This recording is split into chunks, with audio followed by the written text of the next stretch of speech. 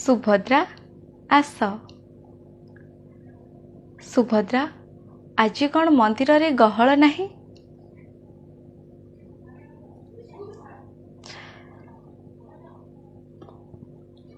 ଥରେ ମନ୍ଦିର ଭିତରୁ ବାହାରକୁ ଗଲେ ତମେ ବି ଜାଣିପାରିବ ଆମ ସାମାଜିକ ପରିବେଶ କେତେ ବିପର୍ଯ୍ୟସ୍ତ ହୋଇପଡ଼ିଛି, ମଣିଷ କେତେ କଷ୍ଟରେ ଚଳୁଛି।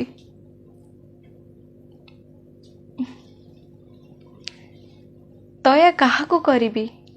ସେଥିପାଇଁ ତ ସେ ସେତିକି ଯୋଗ୍ୟ ହେଇଥିବା ଦରକାର ନା। ମଣିଷ ଚରିତ୍ରରେ ପରିବର୍ତ୍ତନ ନ ଘଟିଲେ ଧନ ଲୋଭରେ ସେ ଅପରାଧ କରିବ। ସେଥିପାଇଁ ତ ମୁଁ ଦ୍ୱନ୍ଦ୍ୱରେ ଅଛି।